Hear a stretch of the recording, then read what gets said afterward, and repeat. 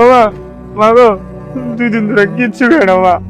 মা কটা টাকা দাস না মা, আল্লাহ তোর ভালো করবে। আমার কাছে তো 100 টাকাই আছে, কোনো ভাঙতি নাই। গাড়ি ভাড়া দিয়ে যাবো কিভাবে? কি ব্যাপার, আজকে কলেজে যাও নাই?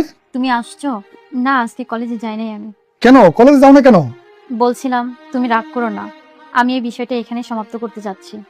যেতে চাচ্ছ না মানে? কেন যেতে চাচ্ছ না? শোনো, মেয়ে মানুষ বিয়ের পরে পড়ালেখা করবে কিংবা অন্য কোনো কাজ করবে, সেটা ফ্যামিলির লোক কিংবা বাইরের পাড়া প্রতিবেশী ভালোভাবে নিবে না, তাই আমি এইখানে সমাপ্ত করতে যাচ্ছি।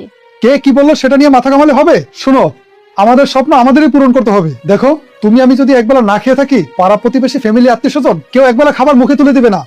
আমি যেটা বলছি সেটা করো, আমি তোমাকে ডাক্তারি পাস করাবো। ডাক্তারি পাশ করা কি মুখের কথা? এতগুলো টাকা পয়সা তুমি কই পাবে? দেখো, তুমি আমাকে নিয়ে চিন্তা করো না, আমার ভাগে যতটুকু জায়গা সম্পত্তি পাবো ওইটুকু বিক্রি করে হলে আমি তোমার লেখাপড়া করাবো। তারপরও আমি তোমাকে ডাক্তার বানিয়ে ছাড়বো মানুষের সেবা করার জন্য। ঠিক আছে, তুমি যেটা ভালো মনে করো।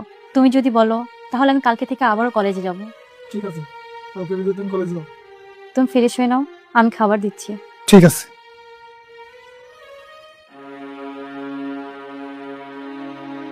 শকত, জি ভাইয়া। ধর এখানে 5 লক্ষ টাকা আছে। এই টাকাটা তোর বউয়ের পড়াশোনায় খরচ করবি। এতগুলো টাকা ওর পড়াশোনার জন্য দিচ্ছেন? বিষয়টা বুঝলাম না। হ্যাঁ ভাইয়া, আমারও সেম প্রশ্ন। আমার লেখাপড়ার জন্য আপনি এতগুলো টাকা দিচ্ছেন, বিষয়টা কেমন না? আর যে সমাজে ঘরের বউ লেখাপড়ার কথা শুনলে লোকে নাক সিটে, আর সেখানে আমার লেখাপড়া করার জন্য আপনি টাকা দিচ্ছেন, বিষয়টা অবাক করার মতো। বিষয়টা আসলে অবাক হওয়ার মতো। শোনো,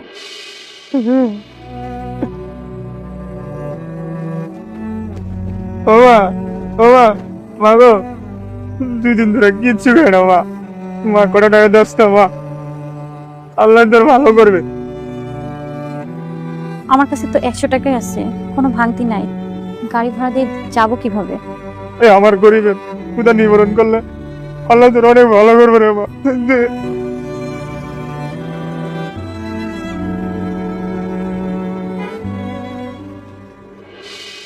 শোনো, আমি যে টাকাটা তোমার পড়াশোনার জন্য দিচ্ছি, এটা কোনো দুনিয়ার লোভ লালসা বা দুনিয়ার কোনো স্বার্থে আমি টাকাটা দিচ্ছি না। এই টাকাটা দিচ্ছি সম্পূর্ণ ওই মাবুদকে খুশি করার জন্য। আমার বিশ্বাস, যে মানুষ নিজের কষ্টকে স্বীকার করে অন্যের ভালো চিন্তা করে, তার দ্বারাই সমাজে ভালো কিছুই হবে।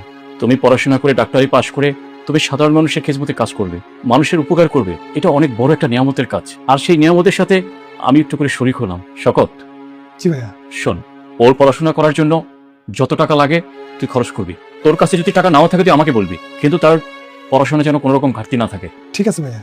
একটা জিনিস ফলো করছিস,